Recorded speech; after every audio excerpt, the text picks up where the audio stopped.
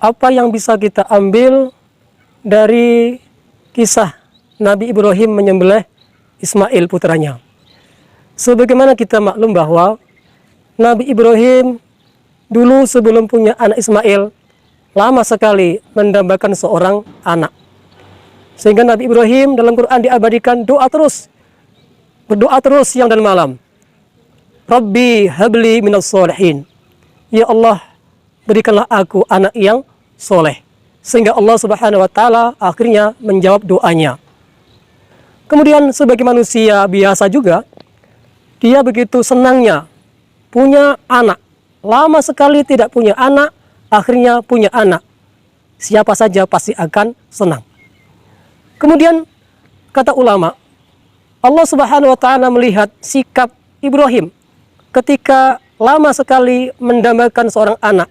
Akhirnya Allah berikan anak, maka kecintaan Ibrahim kepada anaknya luar biasa.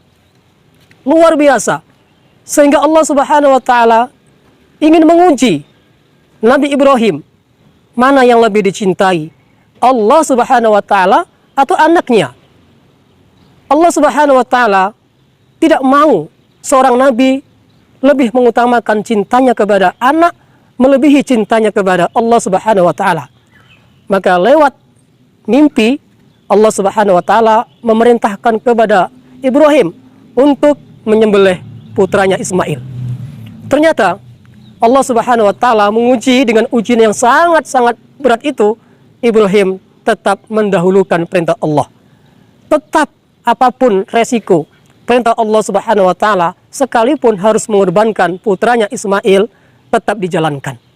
Dan ketika kedua-duanya sudah pasrah, tawakal, melaksanakan perintah Allah, walaupun taruhannya anaknya harus mati, tetap dilaksanakan. Di tengah-tengah puncak kepasrahan itulah Allah Subhanahu wa Ta'ala akhirnya menjawab bahwa yang dipotong bukanlah anaknya. Allah Subhanahu wa Ta'ala akhirnya mengganti anaknya dengan seekor kibas yang gemuk dari surga. Sehingga yang dipotong bukanlah anaknya, tetapi yang dipotong atau sebagai gantinya adalah domba. Jadi kata ulama, sebetulnya Allah hendak menyuruh kepada Ibrahim, potonglah kecintaan anak dalam hatimu. Bukan perintah yang sebenarnya. Bukan perintah yang sebenarnya anaknya dibinasakan. Melainkan Allah memerintahkan kepada Ibrahim, potonglah kecintaan hatimu kepada putramu. Sehingga loloslah ujian yang dialami oleh Ibrahim ini. Lebih mencintai Allah, lebih mentaati perintah Allah daripada kecintaannya kepada seorang anak. Ini bisa kita ambil hikmahnya, bisa kita ambil pelajaran untuk kita sekarang ini. Kalaulah kita Ibrahim, harta kita adalah Ismail. Jangan sampai kita lebih mencintai harta melebihi cintanya kepada Allah Subhanahu wa Ta'ala. Ketika Allah Subhanahu wa Ta'ala perintahkan kepada kita orang yang punya harta untuk zakat, untuk infak, untuk menggunakan hartanya fi sabilillah, maka mari kita ambil sikap Ibrahim. Kita laksanakan perintah Allah dulu. Kita utamakan perintah Allah dulu. Gunakanlah harta untuk agama. Gunakanlah harta untuk kepentingan perjuangan agama, untuk menolong orang-orang lemah, untuk zakat, untuk infak, untuk ibadah haji, umroh, dan lain sebagainya. Kalaulah kita Ibrahim, maka jabatan kita itu Ismail. Jangan sampai kita punya jabatan lebih kita cintai melebihi perintah-perintah agama.